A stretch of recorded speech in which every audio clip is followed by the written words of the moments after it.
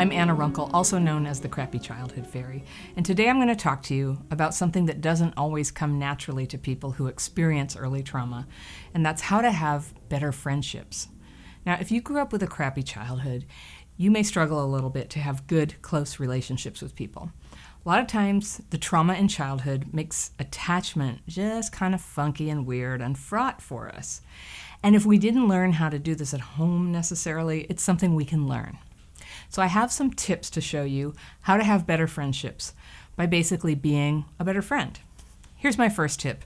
Pick the right people for friends, because you know how it is with us. We get attracted to troubled people.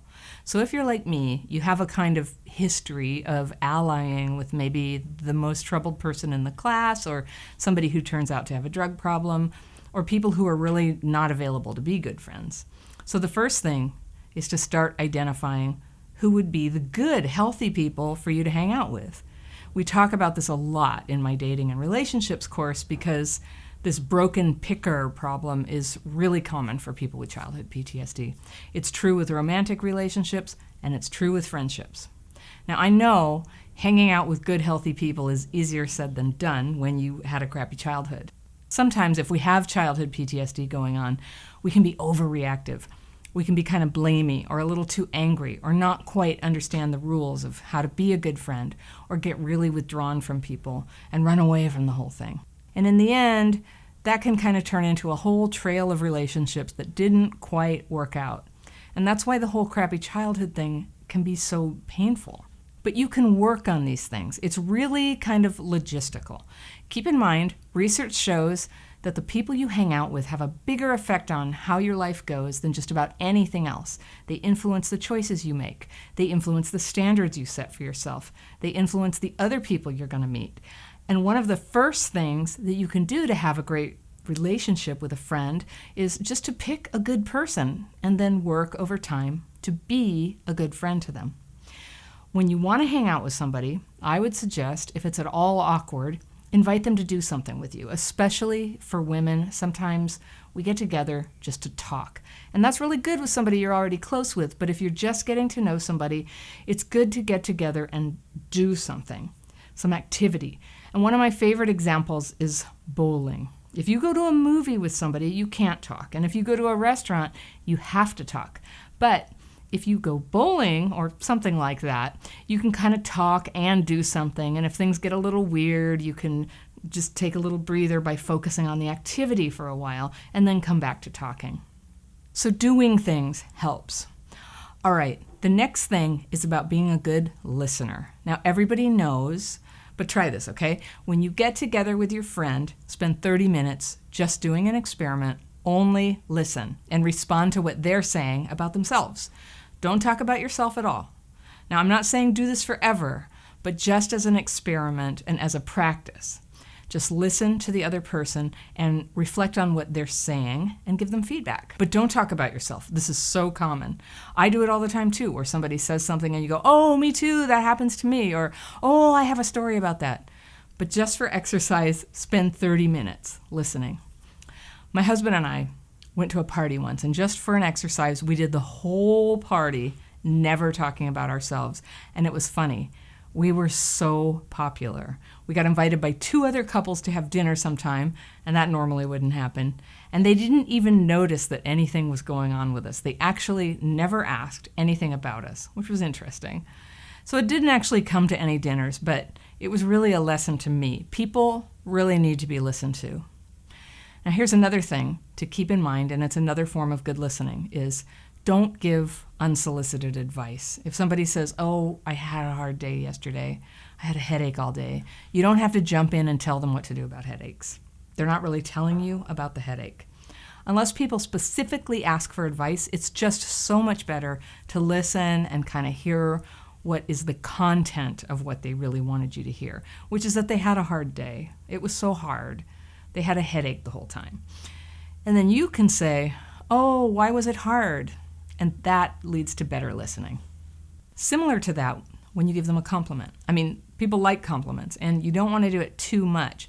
But when you can give a sincere compliment, Make it a clean compliment. Don't say, oh gosh, your blouse is so pretty, mine is so ugly. That's not a clean compliment. You're sort of putting them on the spot to say something about your blouse. A clean compliment is you go, you know, that shirt you're wearing just looks great. It's really a great color for you. And that's it. You just make it clean, a nice clean compliment.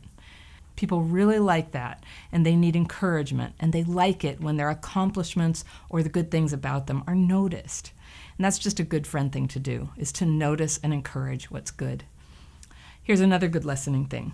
When your friend has told you about a big thing they're expecting, maybe they have an award they're going to get over the weekend, or they tell you about something that was hard. They had knee surgery, and it was really painful. A good friend follows up on that, maybe calls them a few days later and says, well, how did the award ceremony go? Or how's your knee doing today? If you think about it, the people who do that for you, those are the people who you end up closest with. That's like showing up for people and actually paying attention, and not just in the moment, in the conversation, but over time. And that's what a good friend is. If you want to have a friend, you've got to be a friend. And if you want to have a good friend, you've got to be a good friend. Another thing is be a believer in your friend.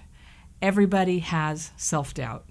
And when we become friends with people, we'll begin to reveal what our doubt is.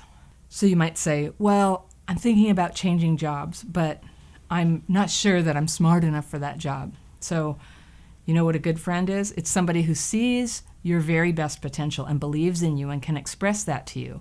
So be a believer in your friend. I think a lot of people, we tend to think if we don't put somebody down, then we're not causing any harm.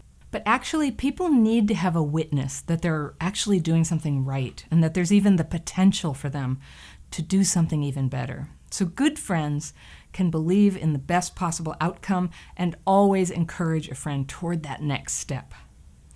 A good friend also shows up for the hard stuff, and that means picking people up from the airport, visiting them in the hospital, helping them move their furniture, and sitting with them when they're grieved, when they've lost a loved one.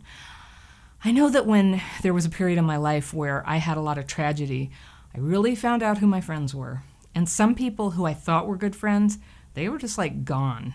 And other people who I hadn't yet been very close to, they really showed up for me, and they came and visited me in the hospital, and they sat with me when I was the most depressed, and they encouraged me and took me for walks. In the long run, those are the people who became the lifelong friends. It's a beautiful thing to do for other people. So you want to show up for the good stuff, the weddings, the parties, the celebrations, but you also want to show up for the hard stuff. A good friend shows up for the good and the bad. And you never want to talk behind their back. I'm just going to say this. You don't really want to talk or say anything bad about anybody who's not present, but especially your friends. Don't ever talk about them behind their back. I mean, even if you know for a fact they're never going to know, just on the off chance that the energy reaches them, you don't want to talk about your friends behind their back. Have their back. Protect their identity. Protect who they are, and protect their hearts. And finally, stay in touch with them. This is one of the great afflictions of our times, is that we think, well, I said hello on Facebook and I saw a picture of their kids there. But if you're not talking to people face to face, or at least on the phone, it's really hard to sustain a close friendship. Facebook doesn't count. Even texting doesn't count. So whenever you can, see people face to face. And if you can't see them face to face, talk on the phone or video chat. If you can't talk on the phone, send an email. And if you can't send an email, okay, send a text. And if you can't do that, okay, fine. Talk to them on Facebook. So these are the 10 things that you can do to be a great friend and to make closer friendships in your life.